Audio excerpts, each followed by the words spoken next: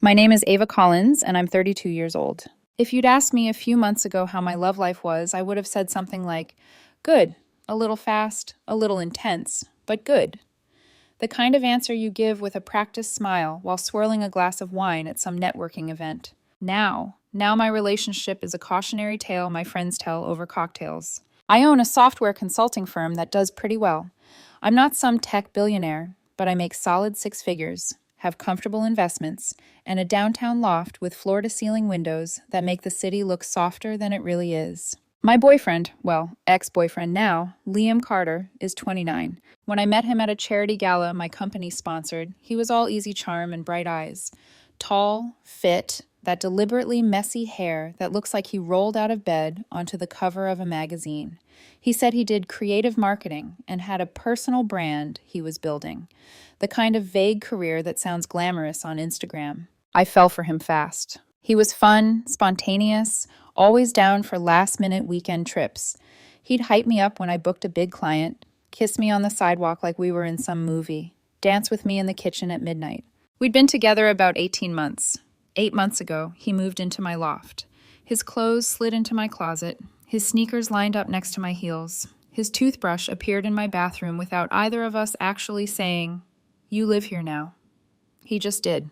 For a while, it felt perfect. Except my people kept giving me that look. 3 months before everything blew up at my birthday dinner, my best friend since college, Jenna, pulled me aside near the bar. The restaurant buzzed with noise, but her voice cut through it. "Hey," she said, fingers wrapped around the stem of her cocktail. "Can I ask you something without you getting defensive?" I laughed. That's usually code for I'm about to get defensive. "Ava." She tipped her head toward our table. Liam was in the middle of a story about some luxury resort he wanted to visit, complete with a private plunge pool and floating breakfast trays. His eyes were shining. "Have you noticed he only really lights up when you talk about spending money?" I followed her gaze. "Jenna, no," I said automatically. "He's just enthusiastic." She raised an eyebrow. "You mentioned your mom's surgery earlier." He yawned, checked his phone, then spent 20 minutes planning a Bali trip with your money. "That doesn't bother you at all?" I felt my jaw tighten. "He cares. You just don't see that side of him." She let it go, but the seed lodged in my brain. The next week, my business partner, Mark, brought it up while we were closing out a meeting. We were in the conference room, laptops half closed, the city stretching out beyond the glass. He leaned back, watching me for a beat. "Off the record?" he asked. I sighed. That's what people say right before they irritate me. He grinned. "Just, every time you mention cutting back on expenses or saving more, the guy looks like you told him his dog died, and when you mention trips, cars, restaurants, he's suddenly Mr. Sunshine." "You're being dramatic," I said, packing my bag. "Maybe, but Ava, you know I got your back. Just pay attention to how he acts when money's tight versus when it's flowing." I rolled my eyes, but later, alone in my loft with the city lights bleeding into my living room, those words echoed. My cousin Maya, who is usually unbothered by just about everything, sealed it. We were grabbing coffee on a Saturday. She stirred sugar into hers, watching me over the rim of her cup. "Look, I hope I'm wrong," she said, "but I've seen this before.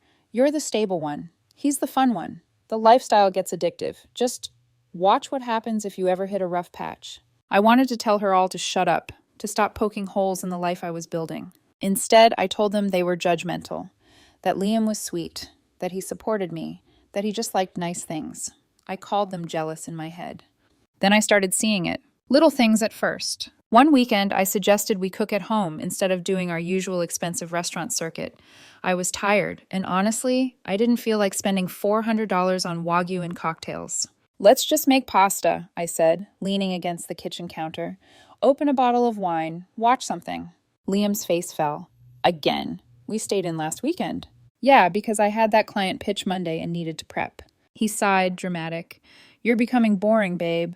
What's the point of working so hard if we're just going to eat spaghetti on the couch?"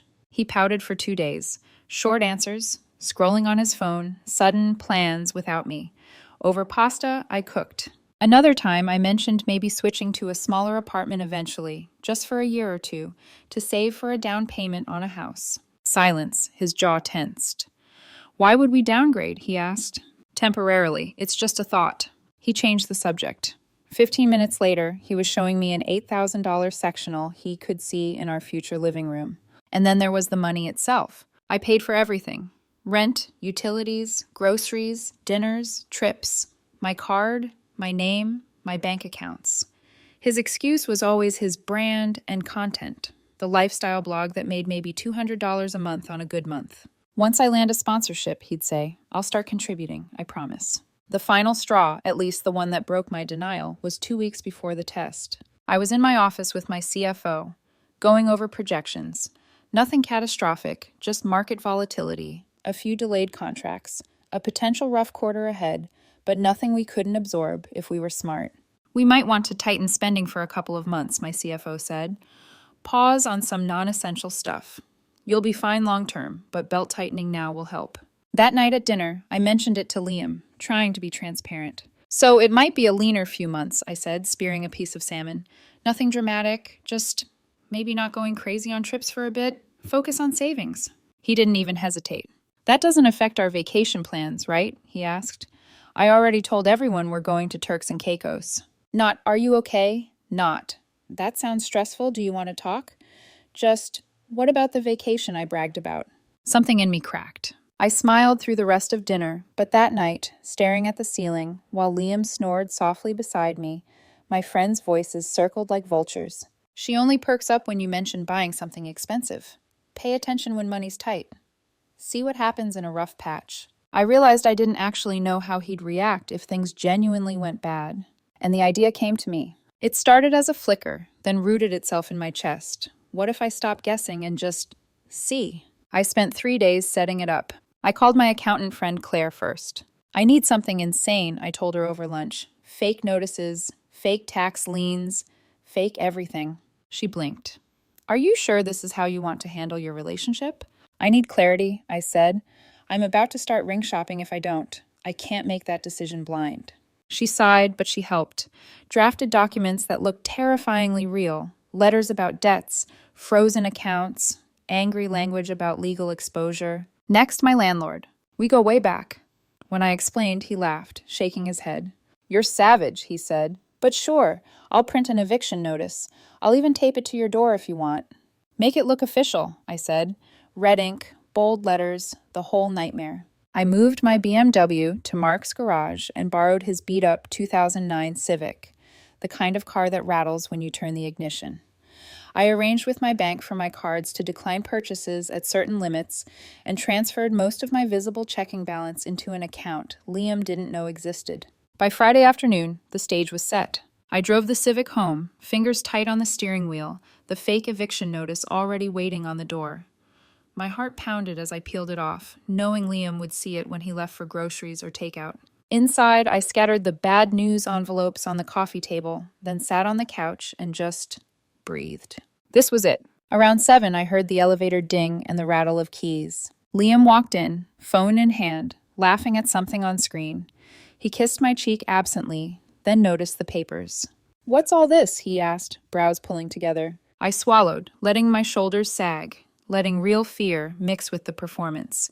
Because somewhere under all the staging, the emotion was real.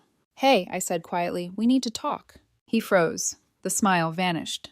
That phrase never means anything good, he muttered, sinking onto the opposite end of the couch.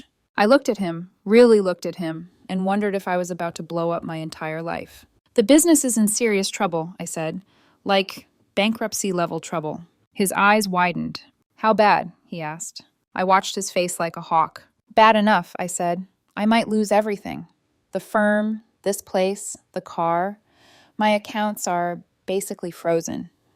I had to borrow money from my parents just to cover basics. For a moment there was silence between us. The city hummed outside, my heart pounded in my ears. Then I saw it, something shift in his eyes. Not worry, not concern. Calculation. So, what does this mean for us? He asked. And right there, I knew this test was going to give me an answer. I stared at him. Of all the questions in the world, of all the things he could have said first, are you okay? What happened? Do you need help? He went straight to us. It means, I said slowly, things are going to be really tight for a while. I may have to cut everything non-essential. No trips, no big purchases. We might have to move out of here. I might even need to stay with my parents for a bit until I stabilize things. His jaw clenched. How long is a while? I don't know, I lied, because in reality the business was fine.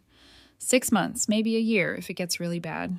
His silence felt heavier than any yelling would have. He leaned back, looking past me, eyes fixed on some point on the wall.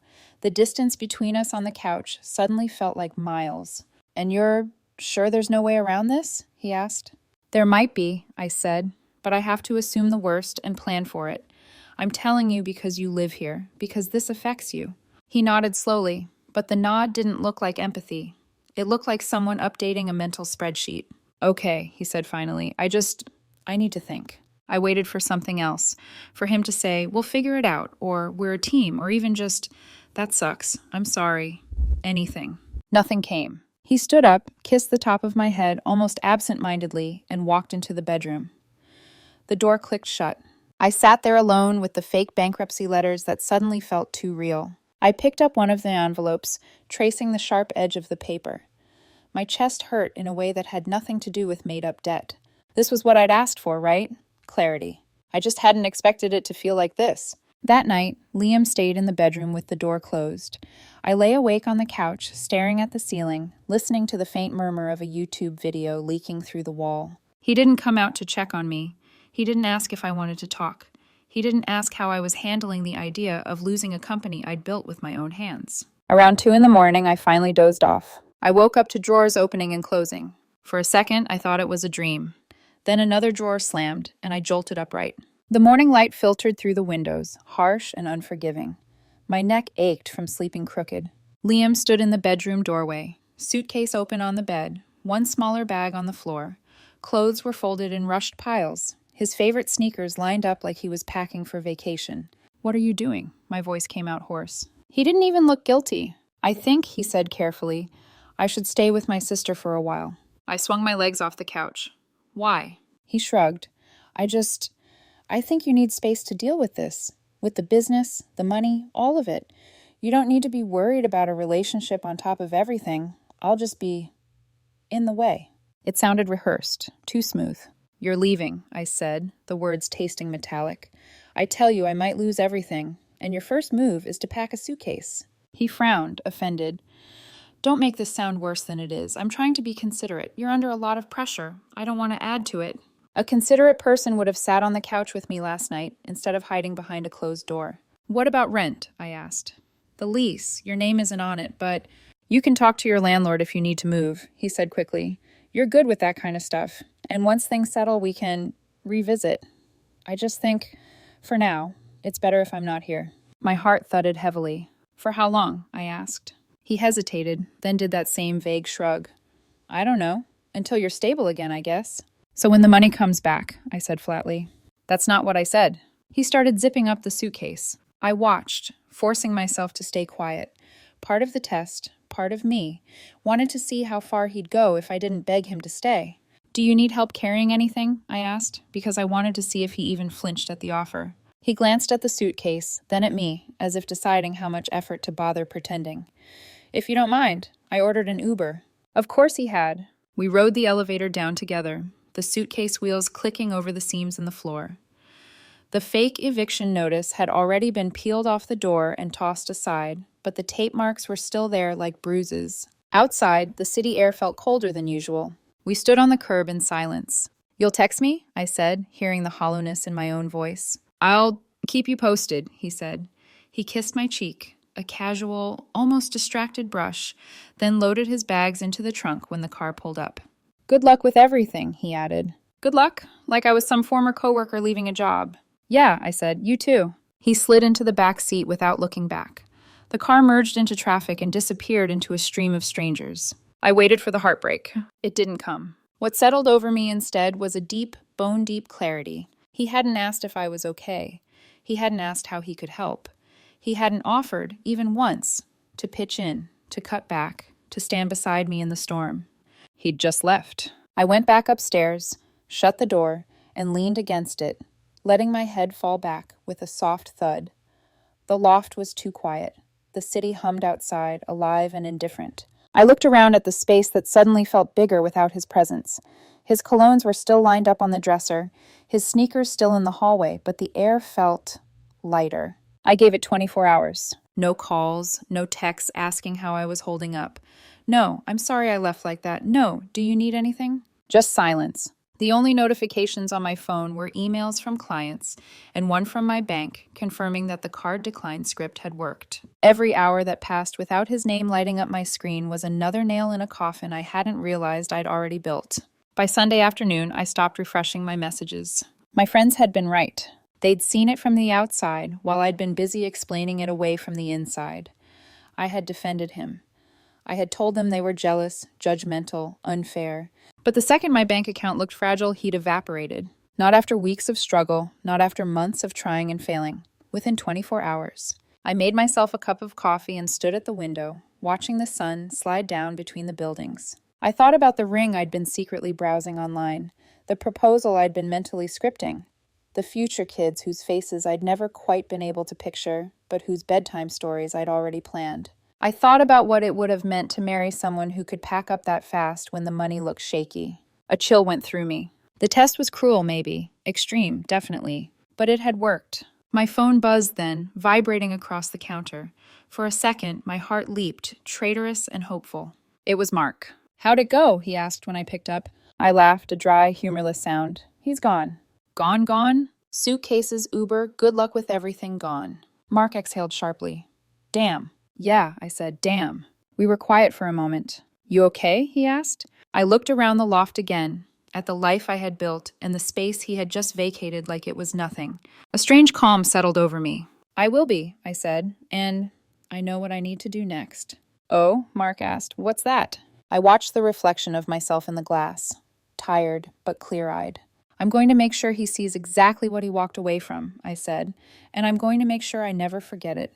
Because if there was one thing I had now that I hadn't had before, it was certainty, and I was about to turn that certainty into closure. By Monday morning, the clarity inside me had hardened into something colder, not anger, not spite, just resolve. If Liam could walk out that fast over fake financial trouble, then he deserved to see the truth just as quickly. And I deserved to see his reaction when the broken, bankrupt girlfriend he abandoned suddenly wasn't broken at all.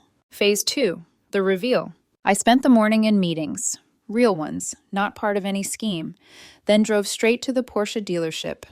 My heart pounded the whole ride there, not from guilt, but from the strange adrenaline of reclaiming control. The dealership floor gleamed under the bright lights, rows of polished curves in red, black, silver. I'd been eyeing a guard's red 911 for months, quietly telling myself I'd wait for the right moment. Apparently, the right moment was the day after my boyfriend ditched me. The salesman recognized me. "Ms. Collins, you came back." "Yeah," I said, smiling. "I want it." He blinked. "The 911? "The 911, I repeated. He laughed in delight. "Let's do paperwork." 90 minutes later, I drove out of the lot with the windows down, the engine humming like a heartbeat I could finally hear again.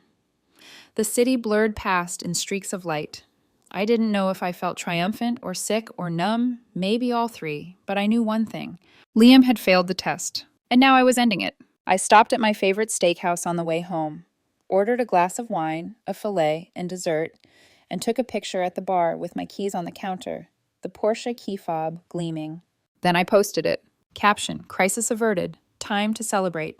2 minutes later, I posted the photo of the Porsche with a caption that would land like a punch. "New baby, business is booming, life is good." Tagged my location just to make sure it traveled. My phone buzzed almost immediately, then again, and again. By the time my steak arrived, I had 17 missed calls, 11 voicemails, 34 texts, 2 emails from Liam titled "Call Me Now" and "Ava, what the hell?" I cut my steak slowly, ignoring the vibration, forcing myself to enjoy the taste. By the time I finished dessert, the missed calls had climbed to 23. 23. I finally opened the messages. The first ones were confusion. "Wait, what? I thought you were bankrupt? Ava, call me right now. This isn't funny." Then anger. "So you lied to me? You're insane for doing this." "A test? Really? Who does that?" Then panic. "Baby, please just call me. We need to talk. I didn't leave because of the money. I was giving you space." Then the guilt trip. "You don't do this to someone you love. This is emotional abuse. You need help." I let him stew for hours. Around 8 p.m., I finally texted back. "Turns out it was just a test. Wanted to see if you'd stick around when things got tough. Got my answer pretty quick." The dots appeared instantly. "A test? Ava, are you serious?" "You need therapy." You lied to me about being broke. I left to give you time to figure stuff out. I wasn't abandoning you. I stared at the screen for a second, then typed. You packed your bags within 24 hours. Didn't ask if I was okay. Didn't offer to help. You left the second the money looked shaky. And then, I'm good though. Enjoy your sister's place. I blocked his number. The silence that followed felt like the first real breath I'd taken in months. Tuesday. The first wave. It didn't last. I was in the middle of a client presentation when my receptionist buzzed my office. Ava? There's a woman downstairs saying she's your girlfriend? I closed my eyes. Not anymore, I said. Send her up. 5 minutes later, Liam stepped into my office looking like he'd been dragged through a week-long emotional hurricane. And I'll be honest, it startled me. His hair was messy, his eyes puffy and red like he'd been crying for hours. Sweatshirt, joggers, no shoes, just slides.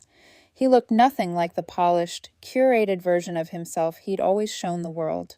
Ava, he said, voice cracking. I leaned back in my chair. You've got 5 minutes, I said. Then I have a meeting. He laughed shakily. 5 minutes? Seriously? You showed up unannounced, I said. That's generous. He stepped closer. I didn't leave because of money. I left because I thought you needed space. You dropped a bomb on me. What did you expect me to do? Stay, I said plainly. Ask how I was doing. Offer to help, support me. Any of those would have been a start. He flinched. Ava, I love you, he said. Tears started slipping down his face. I made a mistake. People make mistakes when they're scared. I tilted my head. Scared of what? He hesitated. Of losing everything we built. Everything you built, I corrected. I built the loft. I built the finances. I built the stability. And you enjoyed it, but you didn't contribute to it. He wiped his face. You're being unfair. I stood up slowly, my palms flat on the desk. No, I said. What's unfair is my friends warning me for months. Me defending you like an idiot. And the second I pretend my bank account is empty, you pack your bags. He swallowed. I want my stuff, he finally said. Great, I said. It's boxed up. You can pick it up Saturday. Bring someone to help you carry it. You're not coming inside. Ava! You left, I said simply. Now I'm closing the door you walked out of. He stared at me like he couldn't believe this was happening, then turned and walked out. Security escorted him down. After he left, I sat back in my chair. My hands were steady, my pulse wasn't, but something inside me felt clean, uncluttered, like I'd finally stopped negotiating with a version of love that was never real. That night, my phone lit up with messages from his mom, his sister, and 2 unknown numbers. The messages were a mix of, how could you do this to him? He was protecting himself. You scared him. You owe him a chance to explain. I blocked every number. Then I poured a glass of wine, stood by the window, and looked down at the city. It glittered. Quiet, bright, mine. And I realized the test wasn't cruel. It was necessary. Because I finally knew exactly who Liam was. And who I didn't want to be with for another second. By Wednesday morning, things escalated in a way I couldn't have predicted, even with all my careful planning. I expected Liam to be angry. I expected him to spiral. I even expected him to try to flip the narrative. But I didn't expect the sheer persistence, a tidal wave of desperate attempts to reinsert himself into my life. It started before I even left for work. A new number texted me at 6:12 a.m. Ava, please don't block me. We need to talk. I didn't leave you. I left the situation. There's a difference. Block. At 7:03 a.m. another. This is your fault too. You manipulated me. You lied. What did you expect me to do? Block. 7:45 a.m. from his sister. Ava, come on. He's heartbroken. You blindsided him with that test. You should feel terrible. I didn't, but I did feel tired. At work. The family campaign begins. Around noon, my phone buzzed with a FaceTime request from an unknown number. I declined. Then it rang again. Same number. Then again. Finally, I answered with the screen face down, audio only. A woman's voice launched directly into a scolding tone. Is this Ava? This is Liam's mother. Oh, good. Hello, I said flatly. I don't know what kind of cruel game you're playing, she snapped, but my son is devastated. Devastated! You humiliated him. Publicly. I almost laughed. I didn't post anything about him. You posted the car! Yes, I said, because I bought a car. You bought it to hurt him. No, I said calmly. I bought it because I wanted it. She scoffed like I'd told her the sky was green. You need to understand, she said, lowering her voice into faux compassion. My son can't be expected to support a woman going through a financial crisis. He has his own dreams, his own life. I blinked. I never asked him to support me financially, I said. All I wanted was emotional support. Well, she sniffed, emotional support is a two-way street, Ava. You should have communicated better instead of tricking him. That's rich, I murmured. What was that? Nothing, I said. Goodbye, and I hung up. 30 seconds later. Blocked. The office ambush. By Tuesday, I had mentally prepared for chaos, but nothing prepared me for this. At 3:42 p.m., my receptionist buzzed me again. Ava, he's here. I didn't ask who he was. I already knew. Send him up, I said, because I wanted this done. Clean, final. Liam walked into my office with an expression that tried to be composed, but failed. His eyes were swollen. His hair was unwashed. He looked human, less polished, more real. It didn't make me weaker. It made him smaller. We need to talk, he said. You had your 5 minutes, I replied. But go ahead. You came all this way. He sat down across from me, swallowing hard. I know I messed up, he said. I freaked out. You dropped something huge on me. I didn't know what to do. And so you left, I said. I left because I didn't want to add pressure, he insisted. I thought I was helping. I let out a soft, humorless laugh. You weren't helping. You were escaping. He rubbed his face. This isn't fair. You set me up to fail. You lied, Ava. You lied about everything. Actually, I said quietly, I lied about one thing, being broke. Everything else was real. The need for emotional support? Real. The need to know whether you cared about me or the lifestyle? Real. Your reaction? Very real. He looked away, jaw trembling. I love you, he whispered. If you loved me, I said, you would have stayed for even one day. Asked how I was doing, offered support, something, anything. Tears spilled down his face. You're punishing me, he said. You're doing this because you're scared too. I tilted my head. No, I'm doing this because you showed me exactly who you are. He swallowed. I want my things. They'll be boxed, I said. Pick them up Saturday. You're not coming in. He hesitated. Are you really ending 18 months like this? You ended it, I said softly, 24 hours after thinking I had no money. For a moment, we just stared at each other. Then he stood, walked toward the door, hesitated like he wanted to turn around. But he didn't. Security escorted him out. When the door clicked shut, I exhaled slowly. My pulse was steady, my hands calm. But the loft that night felt different. Not empty, just finally blessedly mine. Thursday. His family declares war. The next morning, a number I didn't recognize called me 5 times in a row. Finally, I answered. Ava, a deep voice said. This is Liam's brother. Of course it was. You need to fix what you broke, he said, like I owed him money. My sister is crying. My mom is worried. Our whole family is dealing with your drama. My drama. I didn't break anything, I said. Your brother left. He made a choice. You lied to him, he shot back. That's on you. I tested whether he cared about me as a person, I said. He didn't. You're pathetic, he snapped. Cool, I said and hung up. Blocked. By lunch, I had received a 7-paragraph email from his mother, a guilt-tripping text from his sister, a rambling voicemail from his cousin, a DM from his aunt on Facebook, each one accusing me of cruelty, each one insisting Liam deserved better. I laughed aloud at my desk. If they knew what he packed first when he left, maybe they'd rethink deserve. Thursday evening, the bar scene. I thought the barrage would be the worst of it. I was wrong. That night, Mark, 2 colleagues, and I went to our favorite bar after a long day. We barely got our drinks before Mark stiffened and muttered, uh-oh. I turned. Liam was walking in, with 3 friends. He spotted me instantly. His lips parted in shock.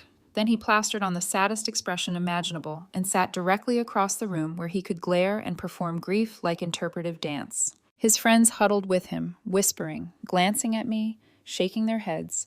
Mark leaned over. You want to leave? No, I said, not giving him the stage. 20 minutes later, one of his friends, a blonde woman in a glittering dress, approached our table. Hi, she said with forced politeness. Can we talk privately? I didn't move. You're talking to me. She shot a glance at her audience, Liam watching intensely. He's hurting, she said. He's trying. The way you're handling this is cruel. Cruel, I said, for moving on with my life. She lowered her voice. You don't understand what it's like for women. We have to protect ourselves financially. Mark snorted.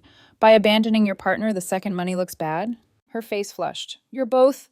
She spun and walked back. Liam's face crumpled theatrically. We finished our drinks and left, not because of them, because we were done anyway. As we passed their table, Liam whispered loudly, I hope you're happy. I stopped, turned. Actually, I said, I am. The look on his face could have powered the city grid. Friday morning. emails from the edge. The next morning, I woke to an essay in my inbox. 10 long paragraphs from Liam. Some highlights. You manipulated me. My therapist says what you did is emotional abuse. I gave you space. That's what any rational person would do. You humiliated me publicly with that car. If you cared about me, you'd agree to a therapy session with me present. I deleted it. No response. By noon, his sister called again, this time calmer. Ava, he's not eating. He's not sleeping. He keeps saying you'll take him back. That's not going to happen, I said. You won't even talk to him? She snapped. I gave him closure when he left. She inhaled sharply, then, you're going to regret this. I didn't bother arguing. I simply said goodbye and hung up. Saturday, the gym incident. If I thought the week had reached peak insanity, I was wrong. So wrong. Saturday morning at my gym, the one I've been loyal to for 5 years, I was mid-bench press when I saw him. Liam, walking in, scanning the room until his eyes locked onto mine. My spotter muttered, seriously? Liam came over, adjusting his brand new gym membership lanyard. You work out here? I asked blandly. I joined, he said defensively. I'm allowed to work out. You hate gyms, I replied. Your exact words. Exercise is boring. People change, he muttered. In a week? He sat beside my bench. Can we please just talk like adults? Adults don't stalk their exes, I said. I'm not stalking you, he snapped. This is a public place. My gym buddy stepped closer. Everything okay? Yeah, I said, grabbing my water bottle. Just dealing with someone who can't take a hint. Liam's eyes filled with tears. You're cruel, he whispered. Actually cruel.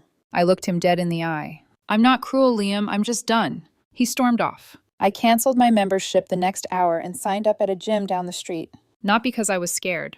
Because he wasn't worth the distraction. That night, as I closed my blinds and let the loft settle into its warm quiet, I felt something I hadn't felt in a long time. Not loneliness. Not regret. Peace. Real, unshakable, earned peace. But deep down, in the quiet places of my mind, I knew. This wasn't the end. Not yet. And I was right. By the start of the 3rd week, I foolishly believed the chaos was finally dying down. Liam's numbers stayed blocked. His family had burned their bridges. I'd changed gyms, ignored his emails, refused every guilt trip, every manipulation attempt. But I underestimated one thing. Desperate people make desperate moves. And Liam was spiraling. Monday, the LinkedIn incident. I was halfway through a salad at my desk when my lawyer friend Jordan called. Ava, he said, in that tone lawyers use when they're trying not to laugh at something ethically questionable. You're not going to believe this. I sighed. Try me. Your ex reached out to me on LinkedIn. I straightened. He what? Oh yeah, Jordan continued. Asked if I'd be willing to mediate a conversation between you two. Said he'd pay my hourly rate. Even asked if what you did was, quote, legally actionable. I groaned into my hands. You're kidding. Nope. He wants to know if he can sue you for emotional distress. I snorted. Please tell me you told him no. I told him I wasn't touching the situation with a 10-foot pole, and that lying to test compatibility isn't illegal. He paused. Ava, he's unraveling. Big time. Just keep documenting stuff. Got it, I said. Thanks. When we hung up, I stared at my computer screen, my appetite gone. He was escalating. And escalation never ends well. Wednesday. Multi-platform madness. On Wednesday morning, I woke up to a Facebook friend request from his mom, an Instagram follow request from Liam, new account, a LinkedIn connection request from his brother, a DM from his cousin, a text from an unknown number that read, you can block me everywhere, but I know you see these. Block, block, block, block. I made coffee, fed my cat, and sat on the couch, looking out at the sunrise bleeding between the buildings.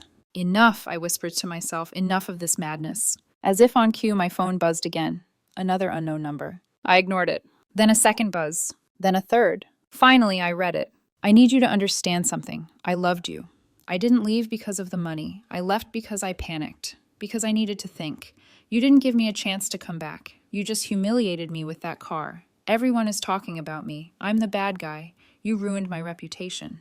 My eyes narrowed. Ruined his reputation? He ruined it the minute he packed his designer duffel bag and fled like a tourist who heard a storm was coming. I typed slowly. You left within 24 hours. You never asked if I was okay. Never offered help. You walked out. That's who you showed me you are. Everything after that is just you being mad you got caught. A beat. Then, block. I set the phone down and finished my coffee. For the first time in days, the loft felt still, peaceful. Mine. But peace never lasts long when someone refuses to accept an ending. Thursday, the ambush. Late Thursday night, I got a text from my old college roommate, Noah. Hey, drinks at O'Brien's tonight, 7 p.m. A bunch of us are meeting. Come through.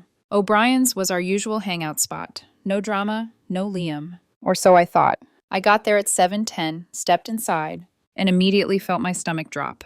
At a large table in the back corner sat my roommate Noah, Liam's sister, her boyfriend, two mutual friends from our double date days, and Liam. Liam's eyes lit up the second he saw me. You came, he whispered, hope flooding his expression. I stopped, turned slowly to Noah. Dude, I said, really? He had the decency to look ashamed. I just thought, maybe you guys needed closure. You ambushed me. I didn't raise my voice. I didn't need to. The words landed hard. Noah swallowed. Just hear him out. 5 minutes. I scanned the room. Everyone was watching. The bar was packed. I hated that he had made this public. Liam stood, choking on emotion. Ava, please, he said. Just give me 5 minutes. I crossed my arms. You have 3, I said, and they started 10 seconds ago. He pulled in a shaky breath. I know I messed up, he began. I panicked when you said you were bankrupt. I wasn't thinking straight. These past 3 weeks have been hell. I can't eat. I can't sleep. I've lost 12 pounds. My therapist says I'm showing signs of depression. I stared at him, expression blank. And? I asked. He stepped closer. I'm asking you, begging you for another chance, he said. I'll prove I care about you, not the money. I'll contribute to rent. I'll sign a prenup. I'll do whatever you need to feel secure. One of the mutual friends chimed in. Come on, Ava, he's trying. I turned to Liam. Are you done? I asked. He nodded desperately. Then I asked the question that gutted the entire performance. Why didn't you try before? Silence. Why? I continued. Did it take losing access to my money for you to suddenly discover generosity? Why wasn't that your default? Why didn't you offer to contribute when things were good? He opened his mouth, but nothing came out. I nodded. Exactly. He whispered. I was comfortable. And you took advantage, I said. You used me. And the minute you thought the money was gone, you were gone too. That's not fair, he pleaded. It's completely fair, I said. You proved who you are. Now you're mad you can't rewrite it. His sister stood abruptly. She made a mistake, she yelled. People make mistakes. People also face consequences, I said. Welcome to yours. I turned to Noah. I'm disappointed in you, I said softly. Don't contact me again. Then I walked out. Liam called my name. His sister cursed at me. A mutual friend slammed her drink on the table. I didn't look back. I walked out into the cool night air, breathing deep. The sky was navy, dotted with city glow, and for the first time in years, I felt free. I drove to my new gym and worked out for 2 hours straight. When I got home, a final text waited from yet another new number. I see who you really are now. Cold, heartless. I dodged a bullet. I replied. Finally, something we agree on. Block. The aftermath. The next 3 days were quiet. Almost too quiet. But a good kind of quiet. The kind where the air sits still and clean. The kind where your heart stops bracing for the next hit. I lost 3 friends over this. People who said I was too harsh, too unforgiving, too calculating. Good. If they couldn't understand why someone leaving in 24 hours is a deal breaker, then we'd never been as close as I thought. My real circle? Solid, steadfast, proud of me. Mark took me out for dinner and toasted to finally shutting the door on dead weight. My cousin Maya texted, Remember when I told you to pay attention? Hate to say I told you so.